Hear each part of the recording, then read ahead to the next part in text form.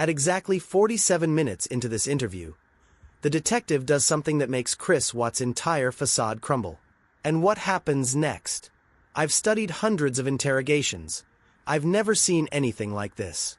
But before we get there, we need to talk about why this matters for you. Shannon Watts. Bella, 4 years old. Celeste, 3 years old. And their unborn brother, Nico. Before we go any further, type Amen in the comments for this family. They deserved so much more. And if you're watching this, I pray protection over you.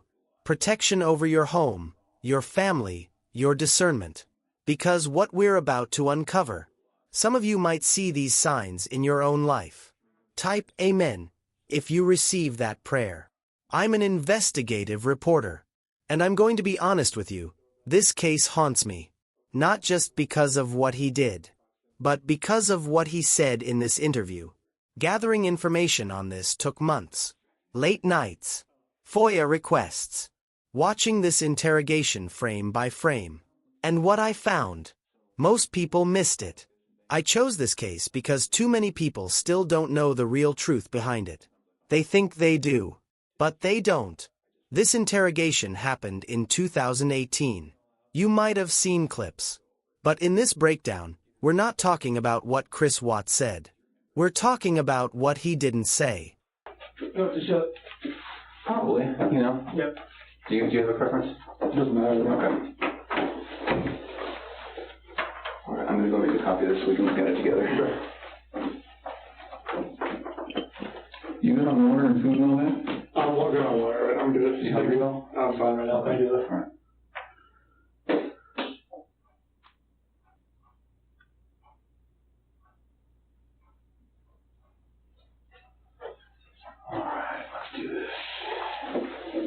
I'm going to sit next to you so we can look at it together. So what I want to do is, we have a whole bunch of people coming in, you know, from your neighborhood. Somebody saw something. Somebody knows where these kids are. And I keep saying kids, I'm sorry, you kids in your life. And I should say, I work these quite a bit, and so tonight, if I make one of those mistakes when I say kids instead of your wife and kids, I apologize. We work it a lot, and so I apologize if something comes out wrong or, anyway. So, I know you're going through a lot, so we're not going to keep you here all night. Can we go through this? So, okay, let's see, your 148 doorbell detected visitor. What does that mean? So the doorbell has a camera on it when you get up to a certain proximity, and when you ring it, it detects a visitor. Okay. We're already distracting out here. Oh. So in fact, you know, let's do this. So I work a lot of stuff like this in bank robberies, and when I talk to, you know, a witness at a bank robbery, sometimes I find it best for them to just say, tell me what happened, get it all out, and then once you get it out, let's go over it, okay? So just get it all out as far as this. Tell me exactly what you remember, and I'll take notes about where we can go. Okay. So this 1:48 a.m. Let me switch chairs. Okay. Because when they come knocking, when they come knocking, I gotta use that key. Do you need more water? No, I'm fine. I brought you Gatorade. Oh, thank you. All right. All right. So 1:40 a.m. doorbell detects the visitor. So when we were over at the neighbor's house the next day, we were looking at his camera as well, and it didn't show anybody walking up to the driveway, which is kind of weird. That's the only reason I put that on there, because it showed Nicole dropping her off, but nobody actually walking up to the house. It was kind of weird, but she was in the house. Okay. So, and what time are we talking? This is still 1:48. Okay. So 2 a.m. Shannon gets into bed with me. 4 a.m. That's when my alarm goes off for work, and I'm just get dressed, brush my teeth, everything I do upstairs. Okay. 4:15. That's when I get back, slide right into bed next to her, and start having a conversation with her about having the house up for sale and talking about it, like actually proceeding with the separation. Okay. And obviously it gets pretty emotional, like we're talking about, you know, like we felt this connection was there, like falling out of love. And trying to stay together, maybe just for the kids' sake, but we're realizing that doing like our homework, it's not, most of the time that's not going to work. Yeah. And it gets pretty emotional because we have 2 beautiful kids and we have one on the way. So it's just a matter of like, it was very emotional. We were both crying, and at the end, we just said, you know, she said she was going to take the kids to her friend's house for the day. She would be back. Okay. I was like, okay, it's fine. And so I went downstairs, made my protein shake. That was at 5 a.m. That's when I did that. Packed my lunchbox, had my oatmeal, chicken, filled my water jug up. 5:15, I went outside, backed my truck up, loaded up, had my book bag, my lunchbox, computer, water jug, my big clear container. I put big clear containers in my truck so it's easy just to pull out, pull in, just depending on what I'm going to use. My O-ring kit, and I knew I was going to do some stuffing box rubbers that day, so I got some various open wrenches from my toolbox, and I know those would work better than the ones they would give me. Okay. 5:30, that's when I went to work. Okay. And I hadn't heard from Shanann for about 2 hours there, so at 7:40 I texted her and asked her if she could tell me where the kids were if she took them anywhere. Okay. Nothing. Okay. At 12, I texted her again, call me. Nothing. And then about 12:10 p.m., that's when my doorbell visitor, another visitor, and I was like, it popped up on my phone, and it says it was Nicole. And I tried to put it on my phone to see if she's just trying to get in or whatnot. And I hear her like she's on the phone trying to, I could hear her on through my phone saying she was trying to get to Shanann, so that's when I called her. Yeah, I called her at 12:20, see what was going on. She told me that Shanann hadn't responded to any of her calls all day, or any of her friends' calls all day. Okay. And that's very strange, just because, I mean, if she doesn't get back to me, that's fine. You know, like, she gets busy with kids, whatever. So if she's gonna get back to her people, like, the people, like, she works with direct sales. Okay. So if she doesn't get back with them, that's strange. Is she the type to answer the phone? For them, yeah, it's like all the time. Okay. Yeah. For me, it's just like, hey, wait, I'll see you later. Okay. So about 12:40, a few more efforts from Nicole to reach her while she's there, like outside the house. Mm-hmm. And at 1 o'clock, that's when I left, and I was like, all right, I'm on my way down there. 2 o'clock when I got home, because they couldn't get in because the front door had a top latch to keep the kids in. Nicole and the police officer that was there. Okay. Right. Okay, gotcha. Yeah. So they couldn't get in because top latch on the front door was hinged, and the keypad on the outside does not work to get in the garage. So they had to wait till I got there so I could get the remote opened. Okay. So that's when I got home. I opened the garage door and we went inside the house and looked everywhere. Shanann, Bella, and Celeste, nowhere to be found. Shannann's wedding ring's on her nightstand. Her phone's still on the couch. Her purse is still there. The medicine for the kids is still there. The car and the car seat is still there, and there's no sign of them anywhere. Okay. 3 o'clock. The police officer, detective, Howard, right? Oh, yes. Mm-hmm. Okay. I'll butcher his name every time. Asking Nicole and I, questions about where she could have gone or who she could be with. At about 4 o'clock, the police officer that was there, he was checking the neighbor security footage. At 5 p.m., the same police officer, detective, and then sergeant, another officer, they showed up and they searched the house again. About 6 o'clock, I began calling around to anyone that may know something, called hospitals and hotels.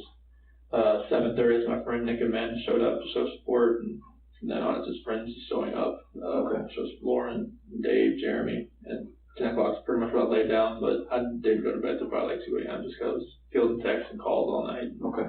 And I was just hoping that, I left all the lights on in the house, I was hoping that I'd get a knock on the door. But nothing happened. Yeah, but nothing happened.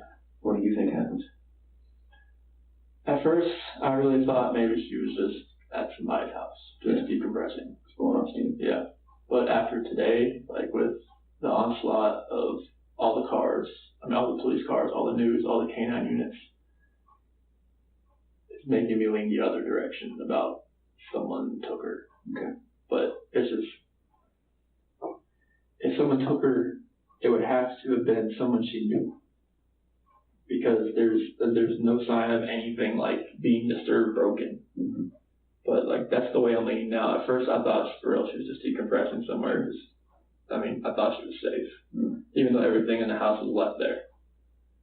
But now it's just after the day with the news crews and everything, it feels more the other direction, and it's freaking me out because I have no idea where they are.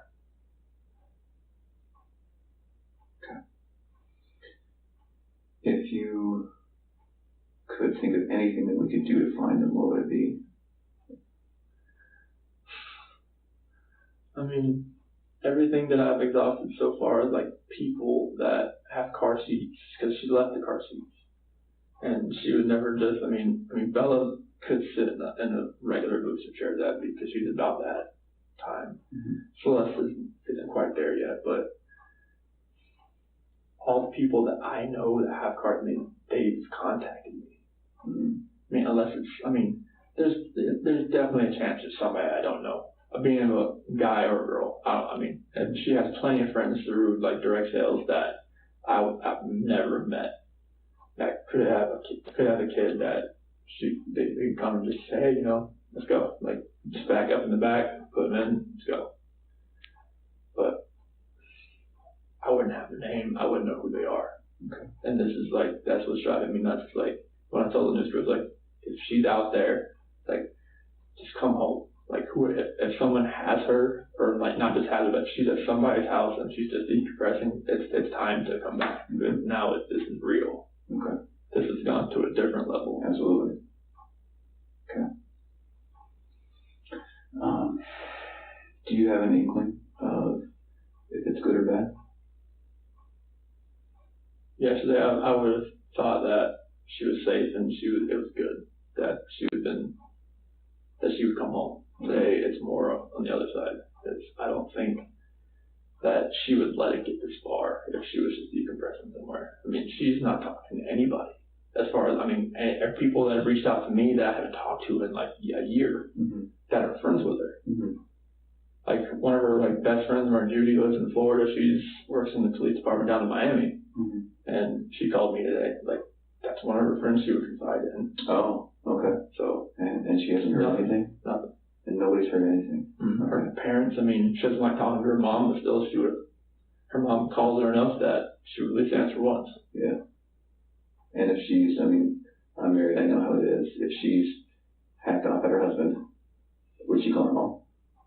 She would call one of the friends that contacted me. Okay.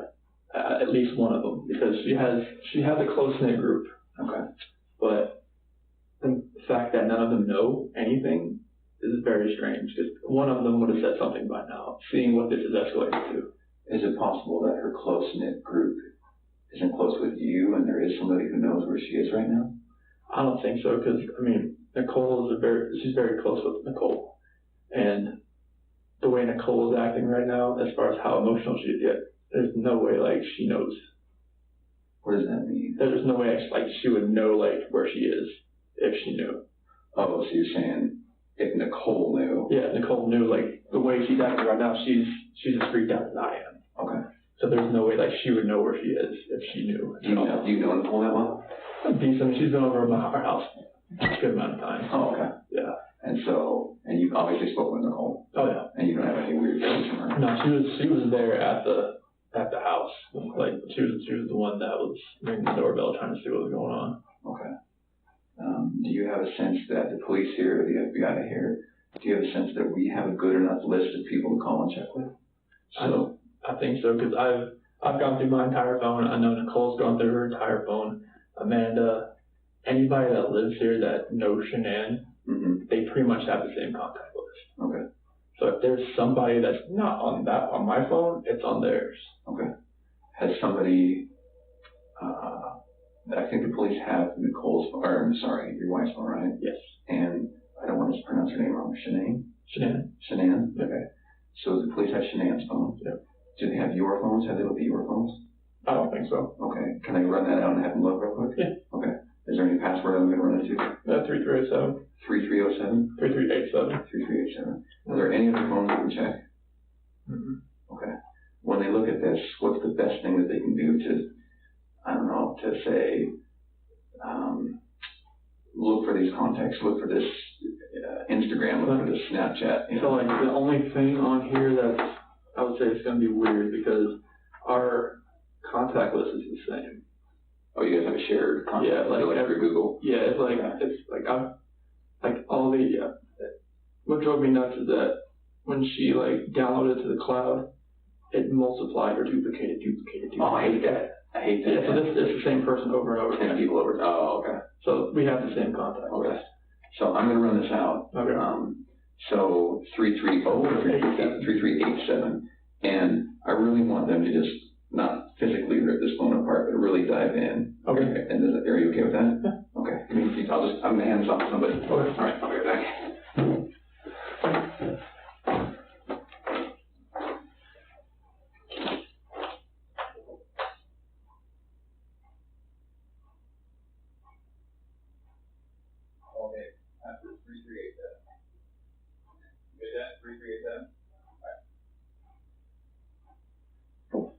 Are there any other phones at home we can look at? That's the only ones I know of. It's hers and mine. Computers. She has a laptop, but she barely uses it. Okay. Where's the laptop? In the office. At home? Yep. Okay. I think that, I'm sorry that I'm catching up here. This always happens. The police are the first people to get a call. Then when it's serious like this with missing kids, then a day or two later we come in. So I'm sorry, I'm playing catch up. It's always good to repeat it though. So laptop at home, does it have a password? I don't think so. It might, but that's the one she uses. Oh, okay. Yeah, just in her office. Do you have any idea? I have an idea what the password could be. Okay. It's like 428-4915, capital S, lowercase w. That's their main password. 428-4915, capital S, lowercase w. And we'll probably just have you bring that invoice. Is that okay? Okay, so they don't have it now, the house don't have it now. Okay. So laptops, any other, like a Fitbit, is there, tablets? iPad, but I have not found that. Does she have it? I've not found it yet. She has it, but I haven't seen it in the house. Okay. So possibly she has it? Possibly. Oh, okay. When did you buy that? Ooh, that was a long time ago. And so is it a full-on iPad, like, yep. That you could use it to, like, Wi-Fi. Wi-Fi? Could you use it to navigate to an address? You could text from it. Oh, okay. So then, if it's possible and she has it and she's somewhere hurt or somewhere that we can't find her, she can't, in other words, could we somehow track that? Does that have GPS? It has to be connected to Wi-Fi for it to actually. Oh, so it's not like a phone then, it's a. No. Okay. She has a watch as well, but I have not found that. She has like a Apple Watch. Apple Watch, okay. Do you know where that is? I have not found it. It's not on the charger. And it's not at your house that you can tell? Okay. Do you think the password for the iPad's the same? No, it'd probably be 2385. 238. Is that common for her? Yes. And what On a 4-digit it is. Okay. What about for her Apple Watch? 2385. 2385. Okay. I don't have an Apple Watch. Is that one where you have to unlock it usually? Okay. And just usually have a password? Mm-hmm. Okay. On her phone, it's different because it's 6-digit. But okay. What's your phone number? It's going to be 013119. Is that a birthday or something? The next baby. Oh, due date. Due date. Okay. I'm sorry to hear that. So if she's, and again, this is probably something that the cops in the other room know about. If she's due in January, she's 4 or 5 months pregnant? And she was 14, 15 weeks. Okay. All right. Do you guys know the sex of the baby? We weren't going to tell anybody yet. But you do know it? Mm-hmm. Okay. But she knows it? Yeah. Okay. So let's finish this, and then we'll get into more of this. Okay. So how else can we track her? Does she have another phone that you know of? That's the only phone I've ever seen her use. Okay. What's the phone number? 910-850-3286. Okay. So, strap on your CSI hat. You can imagine the FBI has some pretty cool tricks and toys and everything. Is there anything you can think of that we should be doing that we're not? Honestly, everything that I saw today was like, it threw me on a whirlwind. I didn't think all that was going to happen. So that everything that happened today, I thought you guys were like spot on. Okay. Is there anything that a friend has said? Oh, Has the FBI done this? Well, you probably didn't know the FBI was involved until an hour ago. Yeah. Is there any good ideas that your friends have had saying, man, I gotta try this, I gotta do this? A lot of people have asked about Amber Alerts, but I'm not sure why that. I'm not sure I'm sure Amber Alerts have to deal with all right, if you know someone has taken a kid, but since the last person you saw was the mom, and you don't think everybody's gone. Yeah. That's probably why Amber Alert's not really used in this respect. Well, they did a press statement. So Amber Alerts are a little bit different. One thing that helps Amber Alerts is cars. When you're driving down the freeway and you say, missing person, look for this car. What car do we look for? That's the only car she has is the one that left in the garage. A Lexus? Mm-hmm. And that's what you drove here tonight? Yep. Okay. Do you have any other cars that you drive? Just my work truck. Okay. Lexus. Does fill it out. The Lexus is here. Okay. How could she have left the house? Only way she could have left the house is if somebody picked her up, but it would have to have been from the back. Because it's the camera in the front, where the neighbor, the way it faces the driveway, it would have picked that up. Only thing it picked up was me leaving at 5:26. Okay. How do you know? Is it your camera? It's neighbor's camera. Oh, did he tell you? Yeah, we were all over there watching it with the officer. Okay. All right. They just showed me loading up my truck. Oh. Is it on all the time? His camera's on all the time, yep. Okay. And all it saw was you leaving? Yep. Did it show her coming home? I didn't show her walking in, no. Okay. But she was in the house when I left. Obviously. So I was just I'm just trying to think. So the camera, is it possible that it doesn't catch everything? Like a motion detector? From what I saw, I think he showed me other examples, but it was picking up minuscule things here and there. It didn't take much to just start recording. Oh, so it probably is a motion detector then. It's a start point. Yeah. Okay. All right. Okay. So then there's his camera, your security system. And my doorbell camera right there. Your doorbell camera. And the only thing that was strange about mine that morning was that when I left, it said garage door 2 remained open. When you left? Were you parked in the garage when you left? I pulled out and it said, I thought it shut. Oh, okay. And it said main garage door 2 open when I went back and looked at all the history. And Nicole said that it was shut when she got there. Okay. But it said it was, because on my notifications, it'll say something's left open, but it won't say when it's shut. Oh, so you got a notification it was open after when you thought you shut it? Yep. Okay. All right. Next I looked back, I saw it shutting. Okay. Kids, do they have any security little watches? Something they have the call home button? Nothing like that? Nothing like that yet. No iPads? How old are they? 4 and 3. Oh, they're pretty young. Okay. Anything else you can think of? Honestly, we've exhausted every option, every friend that we know that could have helped her. Okay. So we talked about her decompressing a few times. Where would you do that? She would have to go to her friend's house to do that. She wouldn't just go anywhere, not with the kids. At a hotel? I've checked. If she had any cash on her, I'm not sure how much she would have had on her. She usually doesn't carry much cash, and the cash she had in her wallet was from Nicole the previous day. From who? From Nicole. Oh, okay. She told me that was the cash she gave her. Okay. I saw her when we found her purse. For what? I'm not sure. She didn't tell me. Okay. But that was the only cash she had in her wallet. And is that still at the house, you said? Yeah. Okay.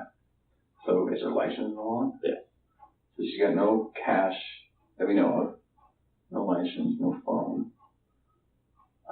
Anything about the clothes in the closet, the hamper, the drawers that makes you think she packed some boots, she's going to the mountains? She has so many clothes in that closet. It'd be hard to really tell if she took a little amount. Okay. I mean, if she took a big amount, it'd be pretty obvious, but a little amount, you would never know. Okay. All right. She has say that whole wall, and then the bottom, and the other side. Okay. If you take this room, it's about the size of it. A woman with a lot of clothing? You don't say? No. Okay. Shoes? Anything about the shoes that you think? She has a whole shoe closet. So there's nothing obvious that screams at you she's preparing for this type of activity. Okay. And the kids' clothes too. There was enough that was there that I saw missing. Okay. So, all right. So I know it's hard to talk about. You mentioned that there was a hard conversation the two of you had about Separation. Your marriage and separation. Now that you've had a little bit of time to think, looking back on that conversation, can you connect the dots between both of you being upset and crying, and here we are, and now she and the kids are gone? What do you think about? I think about, like, did I cause this? Like, did I make her feel like she needed to leave? And, like, did she really feel, like, the things she was saying, did she really feel the same? Did she really feel like, all right, the disconnection? Did she really feel all that? Or she was just saying it? Like, maybe, like, us falling out of love, was that really registering her at that point in time? Or did it register after I left to go to work? And then she's just like, I'm just going to leave. Okay. It's like, I'm not sure, because she laid back down. Okay. She was still there when I left. Okay. But, like, maybe she sat there and thought about it, like, do I really need to stay here right now? Like, if he doesn't love me, maybe I should just go. Can you really get into that conversation with me? And what I want to know is, you obviously have a very deep relationship with her. She's your wife. But it's going to be easy for me to listen to what was said and maybe think that there are some clues about maybe she did just lay down and cry a little bit longer and something happened to her.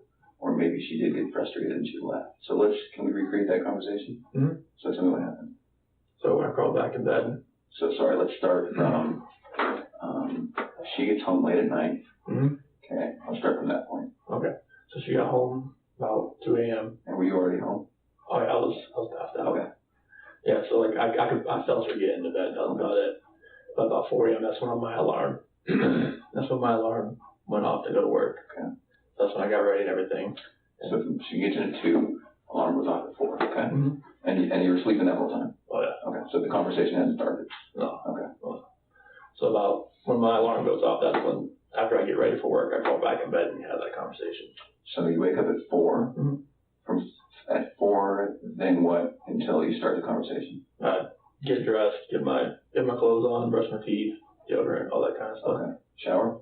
No. Okay. Shower, yeah, night before. Okay, what do you do for a living? I work in the oil and gas. Okay. So then it doesn't matter if you go to work without a shower? Okay. Doesn't really matter. All right. It's going to be bad anyway. Yeah. So then you wake up, you get ready. I'm sorry I interrupted you. You're fine. So then what time are we talking about when you're ready to talk with her? About 4:15 or so. Okay. And so she was asleep from the time she got in from 2 to 4, Mm-hmm. or 4:15.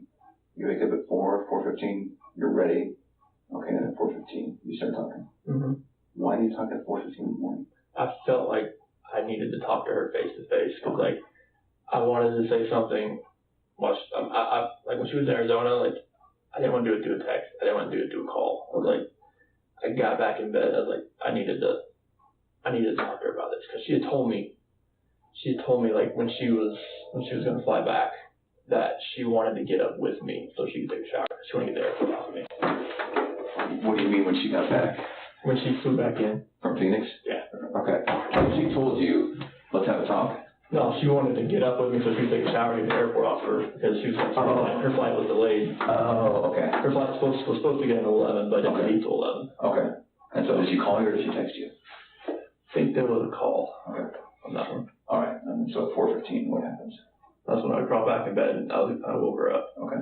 And then I proceeded to talk to her about how I was feeling, about how I felt like what's been going on with us the last, what she's seen like the last 6 weeks, because she was in North Carolina and I was down there just the last week. But from just being apart and just like figuring out who people are. It's like the best way for people to really find out who they are is to spend time apart. I agree. And just kind of just like, you can just see yourself. Well, and then on the last week, that's when I went back to North Carolina, and I was there for the last week there. Okay. And when we were together, we could feel like it wasn't there, that spark. Mm-hmm. And that's kind of cliche, but that spark wasn't there anymore. Mm-hmm. And on that night, early that morning, I told her like the disconnection, it's there. Like, it's not going away. Like, the connection we had in the beginning, it's not there anymore. It's like, I don't feel like the love we have is there anymore. Okay. And it's just like, I don't feel like, I mean, if we want to stay together for the kids, I'm not sure if that's going to work. Like, bringing That's what you told him? Yes. Okay. Like, having another baby and bringing us into this relationship, do you think this is going to work with us being together? Or separation, I think, is going to be the best possible route for us. And that's when, like, all the crying and everything proceeded. And it was very hard just to talk about that. But I needed to do it face to face. Okay. And I needed to see her face, like, while I did it. I couldn't text, phone, whatever. I needed to be face to face and be able to see her and know that she was going to be at least reciprocating back to me. Oh, what did she say? She said that she wanted to kind of work on it, but if that's the way I was feeling, then she respects that. Okay. And she said that most of the time when you have kids and you have a relationship where people, like, they love each other more, they fall out of love, this connection, that having kids, even bringing a new baby into the equation, doesn't always work as keeping, like, the couple happy and the kids happy. It's like, it almost is like better if two are on different sides. Yeah, you don't want to spend your whole marriage just liking each other and faking for the kids. Yes, and that's one thing. Okay. And is that accurate? I don't want that's totally accurate. Okay. I mean, you don't want to be the people parading around with, like, a mask on when the kids are around, and then when the kids go to sleep, you just go your separate ways. Okay. Like, that's what I don't want. Okay. And that's why we're talking about that separation that night. Okay. And that's why I got so emotional right there. Okay. Emotional for you too? Oh yeah, I was bawling my eyes out. Okay. So then, as a result, how long did that conversation last? It lasted about 4:15 when we started. Because we talked about the house as well. Okay. What did you say about the house? Like, we needed to sell the house. Like, there's no way, like, we can stay in this house and have another kid and be able to just keep everything afloat. And she's like, well, where do you want to move to? I was like, well, we can move to Brighton. We can move, are you familiar with the area? Kind of, yeah. Okay. So we can move to Brighton. We can move to Longmont. We can move, like, wherever. Somewhere that's cheaper. Okay. And she was like, well, because she had already contacted the realtor the week before through an email. Oh. To see, like, what she thought. And that's when, like, I actually contacted Ann that day. Like, it was, like, pretty much probably about 8 o'clock that day. Who's Ann? The realtor. Oh, okay. Yeah. And asked her, like, if we can get the ball rolling, like, see what she thought.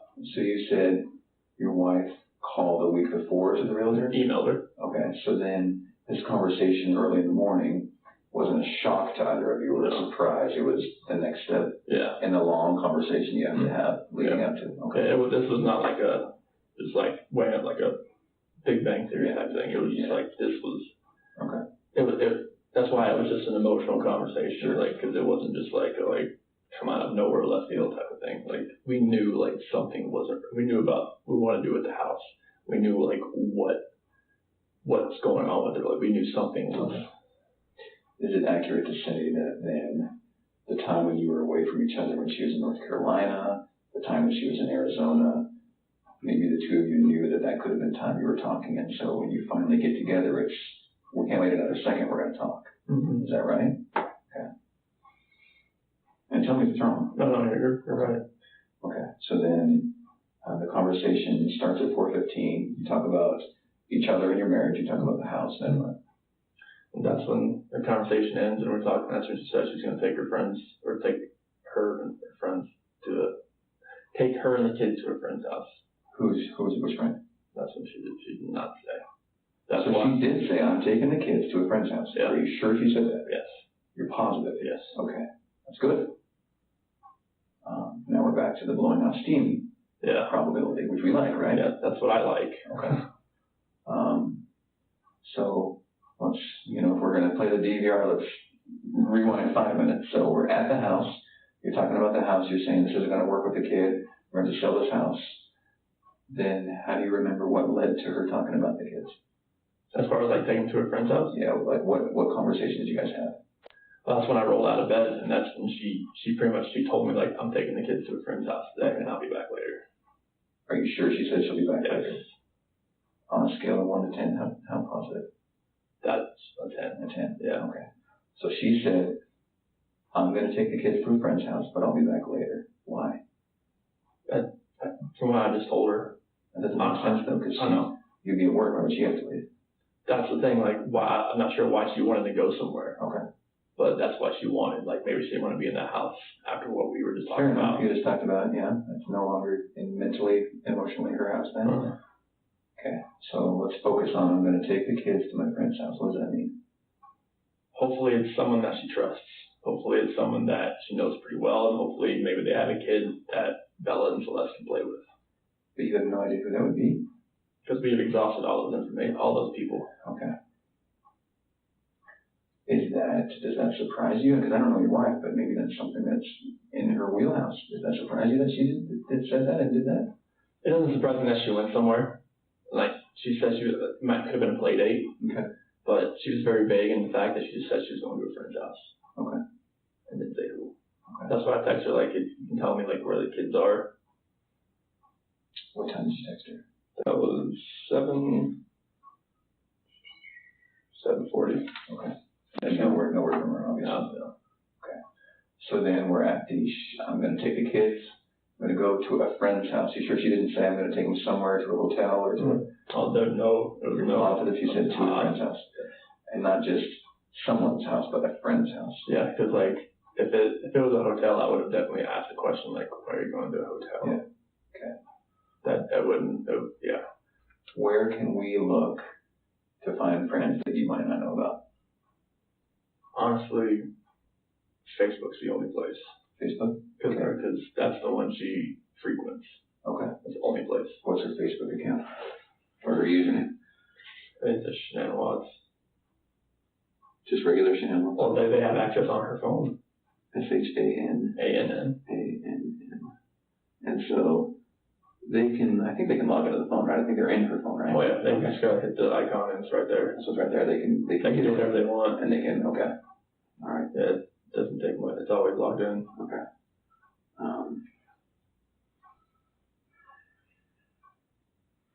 Doesn't she do something online? Doesn't she have an online presence or something? It's with Thrive, the direct sales business.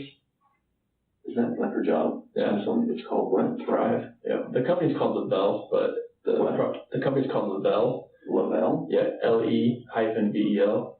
LE-VEL. Okay. Yeah, but the product's called Thrive. Okay. What is it? It's probiotics, prebiotics, vitamins and minerals. It's all plant-based stuff. It works very well. Dietary, supplementary. Okay. And what does she do for that? She's a promoter. Okay. Sales? Yes. Okay. Is this I think I've heard of Thrive. Is this like you try to sell it personally to people you know? Okay, so she doesn't have a storefront that she works at? No, it's all cloud-based. Okay, home-based. She can work from home. I can work anywhere. And so where would be a list of contacts at Thrive that we could go start talking to people? Oh, we've already gave them all to them. Like everybody that she contacts through Thrive, they have them in that phone. Please have that? Yep. In that phone? Mm-hmm. Through what? An app?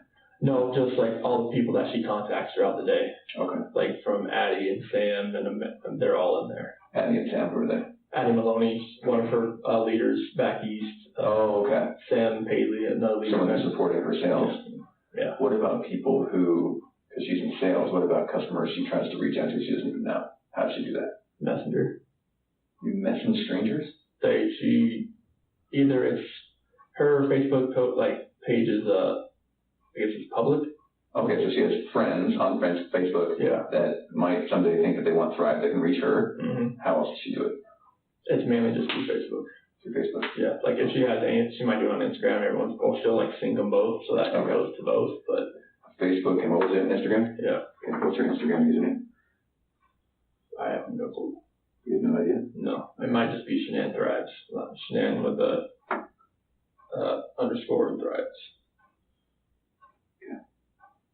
So you don't do Thrive? I do, but she kind of runs it. Okay. Do you do it separately from her then? It's a different team, but Okay. I'm under her. Okay. Like it's like she signed me up under her. Okay. So whatever I do helps her. Right. Okay. What else were we not thinking of? So let's continue with, I'm going to go to my friend's house. Then what happens? That's when I go downstairs, make my protein shake, get my lunch, everything ready. Because you're not going back to bed at this point. No, Okay. I gotta go to work now. And this is somewhere near 5? 5:15. Okay. And then that's when I go out, get my truck, load everything in it, and 5:30 or about what the neighbors think said, about 5:26 I'm gone. Okay. And she's still at the house now. Are you sure? Yeah, because she never came back downstairs. And explain your house to me. Do you leave through downstairs? I'll leave, go downstairs and leave through the garage. So then this conversation happened upstairs? Yes. In the master bedroom? Yes. Okay. And you're sure she didn't come down? Like, once I was in the garage, so I didn't see anything after that. Did you see her car in there? Yes. Okay, and you left when her car was in there? Yep. So it's clear she's in there. Mm-hmm. I'm just trying to determine if there's any other time she could have disappeared. And then, so from 5:30 then what? That's when I went to work. Okay. All right. And then 7:40 is the next time I texted her. And why'd you text her then? I hadn't heard from her, and I was just seeing if she knew or just seeing where she went. Texted Shanann, right? Yep. Shanann? Yeah. And asked if she could tell me where she was taking the kids. Oh. Okay, so at this point, it's 2 hours later, and you're thinking, I wonder where she's going. Yeah. Okay. And is that text on your phone? Yes. Okay. Then all the way, what happened between 7:40 and noon? I was outside working. Okay. Noon, texted Shanann to call me, and that's going to be on your phone too. Okay. 12:10, doorbell visitor. That's when Nicole was at the door, and it pinged on my phone. Okay. What's she doing there then? Oh, then 10 minutes later, you called Nicole to see what was going on, and she told me she couldn't get a hold of Shanann either, and that her shoes were whose shoes? Shanann's shoes? Yep. Were next to the door, and her car was in the garage, next to the door, inside or outside? Inside. There's like a little small rectangular window next to the door. Okay. And she right in there. Does that mean anything to you that Shanann or her shoes always by the door? Yeah. Okay. So when you come in the house, does she usually come in the front door? Unless she drives in. Okay. Then she goes into the garage. Okay. That was just from the previous night when she came in. Oh, okay. So then, let's think about this for a minute. If she comes in, drives in with, what's your other car, Lexus? Yep. She drives in the Lexus, comes in. She comes in the garage door that way if she drives in the garage. But since Nicole dropped her off that previous night, she came to the front door. Oh, someone else is driving. The Lexus is already there. Your Lexus is already there. Okay, so then that makes sense. Yeah. Okay. You see what we're trying to do? We're trying to be like, did she walk out or was she taken out, right? Yeah. Okay. So then it makes sense that her shoes are still right there. Mm-hmm. But She's obviously not wearing those shoes. Okay. All right, let's keep going. 12:40. A few more efforts by Nicole to reach her. How do you know? Because that's when she was still at the front door, and I was to reach her at the front door. Yeah. Okay. 1 p.m. I'm now on my way home to check on my family. Is that just because you're worried based on the conversation with Nicole? Had the police contact you by then? No. Okay. I arrived. Sorry, go ahead. But Nicole says she was probably going to call the cops. Okay. All right. Now, so it sounds like Nicole's pretty worried. Mm-hmm. More worried than you. Well, so once she couldn't get anything out of her and nothing was going on in the house, I was like, all right, I gotta go home. But it sounds like Nicole was more worried. Yeah, because if she doesn't text me, I understand that. Okay. Sometimes that happens. Okay. But for her not to get back to her direct sales group, that was very unorthodox. Okay. And you had a pretty tough morning with her. Yeah. So she's, again, decompressing. Yeah. She said. So it's okay that she's not texting you maybe, but you're going to come home and check just in case. Mm-hmm. But Nicole's freaking out. Mm-hmm. Is that right? Yeah. And I'm walking myself through this. You tell me, no, that's not what happened. No, I mean, she's for her not to get back to her friends like that, that's not normal because, she'll get, tons of text messages throughout the day from direct sales. All right. If she doesn't get back to me, I just assume that she's busy. Okay. I'm now on my way home to check my family. 2 p.m. I arrive home, open the garage door. How? I have my button. Okay. It's in your truck? Yeah. Okay. And get inside the house. Shanann, Bella, and Celeste. Who are Bella and Celeste? That's what my kids. Okay. Oh, are not in the house. Oh, okay. Shanann's wedding ring is on the nightstand. Her phone is on the couch. Her purse is still here. The medicine for the kids is still here. The car with the car seats are still here. There is no sign of them anywhere. Frederick police officer and detectives are asking Nicole and I questions about where she could have gone or who she could be with. How did that go? I mean, we're trying to go through from what we could gather, like where she could have gone. Okay. As far as like, cause what we saw in the house, it didn't really make sense. Okay. So that's when we're just like started to look through the phone and just kind of call around. Once we found the phone and Nicole knew what the passcode was, we just kind of loaded up and see what transpired. And obviously there was like 50 something text messages that like popped through. Okay. All right. Because the phone was off. Okay. What do you mean the phone was off? It was off. When you found it was off? Off. Was the battery dead? No. What do you make of that? I have no clue. Like, why was it off and why was it not with her? It's weird, right? Because if you're saying that she does a ton of texting and marketing and sales and calling certain people back. Okay. How would it turn off? You'd have to turn it off. Okay. Because it wasn't dead. It was like 50% or so, I think. Are you sure? Okay. And it was on the couch? Mm-hmm. What do you make of that? So, usually it's not right by her nightstand. Okay. That's usually where it always is. Nightstand in the bedroom? Yeah. Okay. Anything else about that? No, that is weird that it was sitting like on the couch cushion like right there. Okay. So, can we back up a tiny bit? You come home, no one has been in the house? No. Okay. No one could get in the house, is that right? Yeah, unless you had a garage door. Okay. And that's how you got in? So I got in. So at this point, you get there. Are the police there at this point? Yes. So you, the police, Nicole, that's it. Her son. Her son. What's her son's name? I think his name. I think his name's Nick. Nick. And so you and Nicole aren't besties per se. You and Nicole.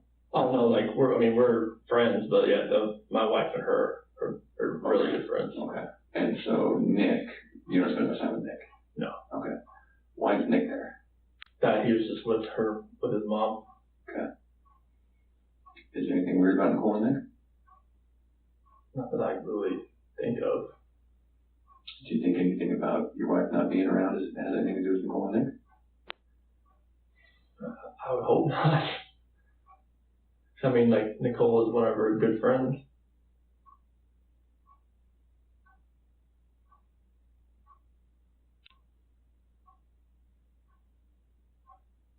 Okay. I don't think they could have done anything, like, as far as, like, helping her get out and then being so emotional when they couldn't find her. I don't think they could be capable of that.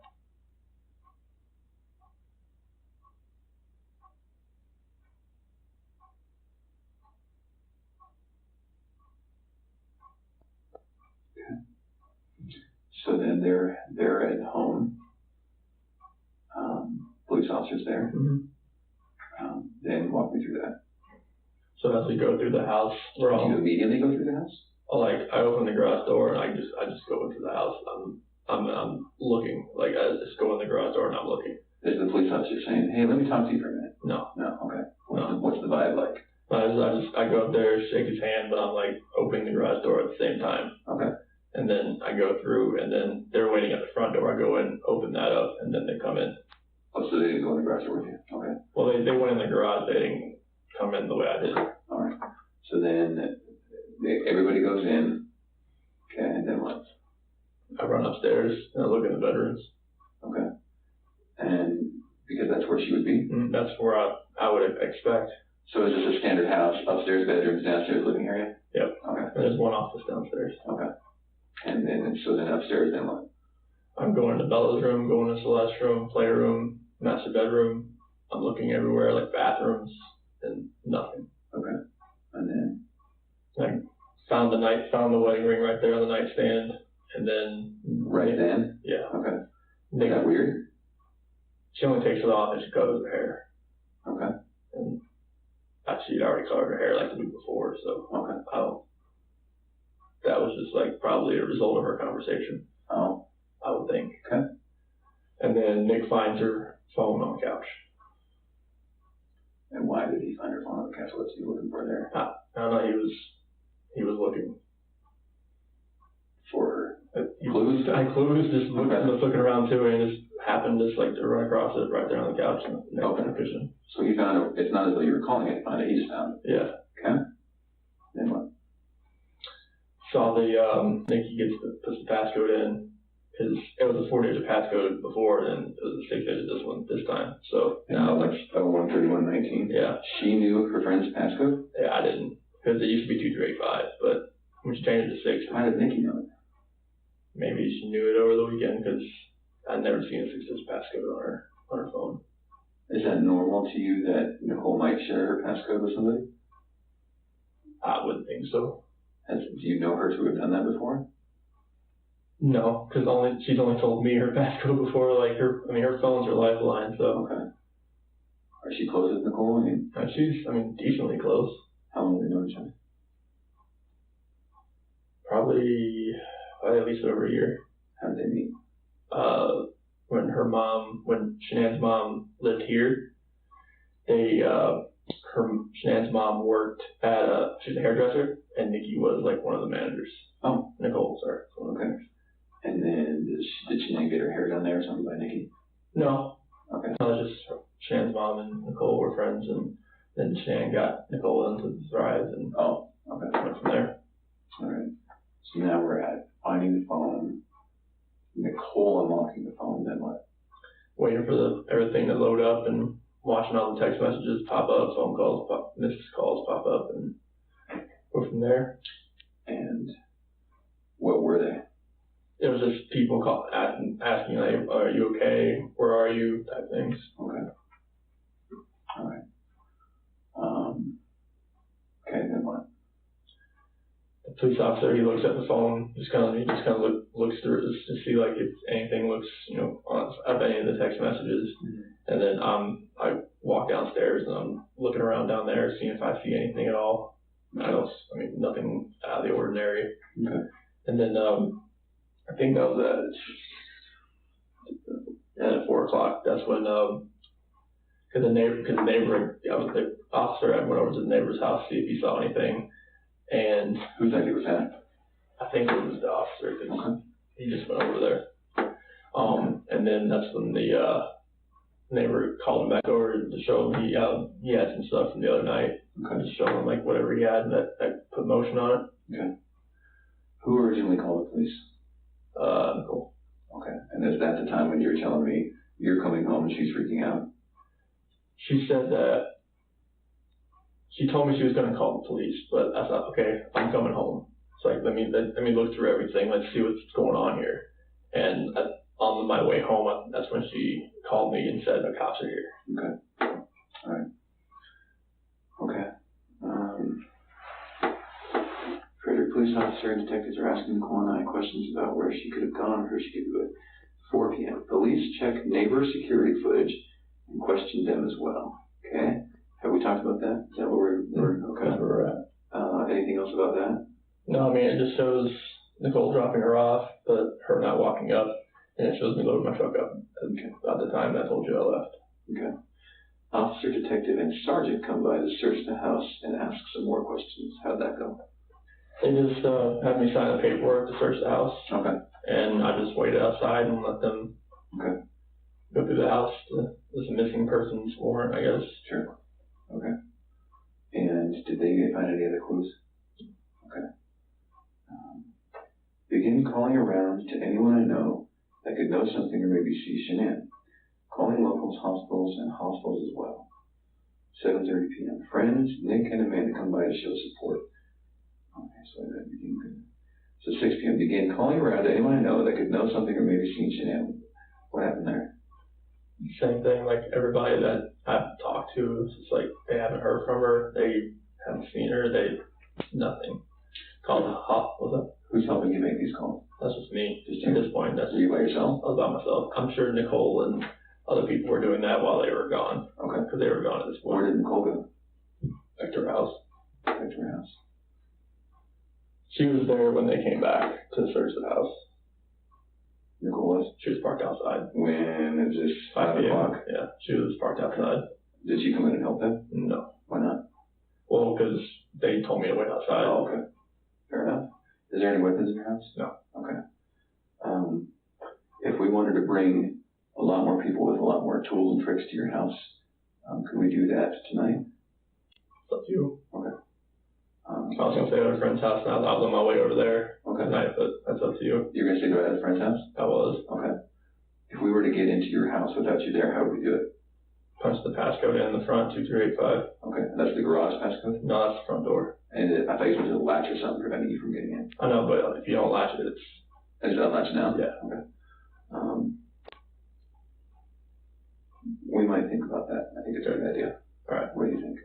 I was just going to go to her friend's house because I couldn't stay there last night. I couldn't even sleep there. What friend's house? Nick and Amanda. Oh, is that her friends or your friends?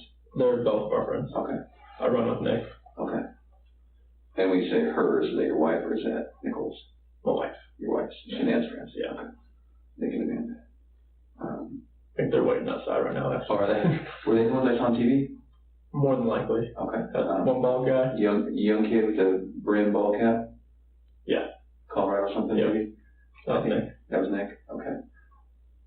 I thought Nick was... No, wait, Nicole's... What's Nicole's son? Nick.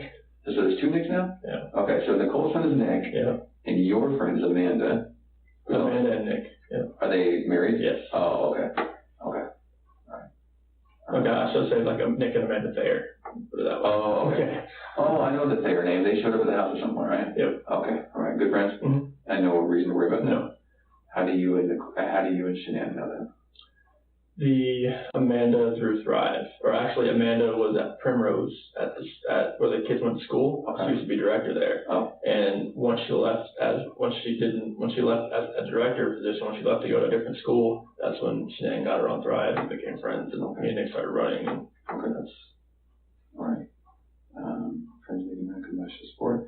Friend, the Lauren Arnold. Yep. Who's that? Shanann's high school friend. Okay. Was that her? And how'd she find out about all this? Facebook. And so, did you ask them who and where Shanann might be? Oh yeah, like Shanann, Lauren and Shanann were actually supposed to meet up that day. To do what? Meet up at the house for just pregnancy pal thing. At your house? Mm-hmm. What time? Don't know. Was there any communication about that? Not to me. How do you know? That was the first I heard of it, because she said that they were supposed to meet up that day. Oh, when she came over at 8, yeah, she said, holy cow, we were going to meet together, something like that? Yeah, like that. When she heard about everything on Facebook about Shanann being missing, she's like, yeah, her and I were supposed to, Lauren said her and I were supposed to meet up and do a little pregnancy pal thing. Is Lauren pregnant? Yes. Okay. First kid? Third. Okay. And so, both third kids. So they were just going to meet up because they're expecting mothers. Yeah, they're probably just going to just hang out and probably haven't seen each other in a while. Okay. I ain't worried about her, though. Okay. Who are you worried about? Anybody that I know right now, like, if they have not told me anything, it'd drive me nuts. It's driving me nuts because, like, there's no way, like, the people that I know that have kids that could have helped her, if she's at somebody's house right now, like, they would have had to say something by now. With all this going on, there's no way they could have kept their mouth shut by now.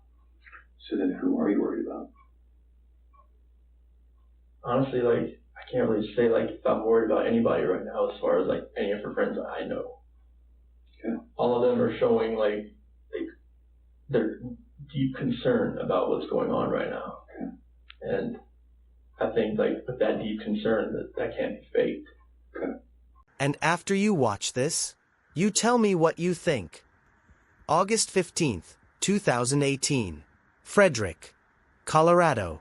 Chris Watts sits across from Detective Tammy Lee and FBI Agent Graham Coder. His wife and daughters have been missing for less than 48 hours. He looks like a concerned husband. But there's something the detectives already know, that he doesn't know they know. Watch his hands. Watch his eyes. Watch what he does at minute 23.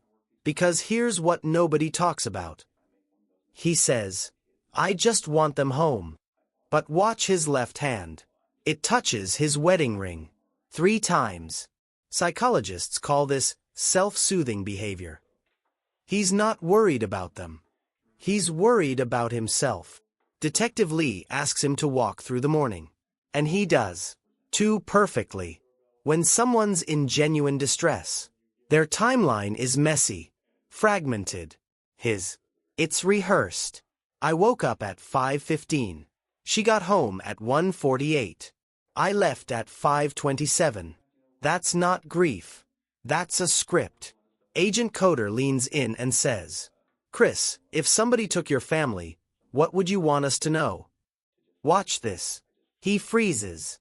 4 full seconds. Then he says, "I don't know." A father whose family is missing doesn't say, "I don't know." He says everything. This is it. This is the moment. Detective Lee tells him they've been inside the house. They've checked the oil tanks at his worksite. And then she says, "Chris, we know." Look at his face.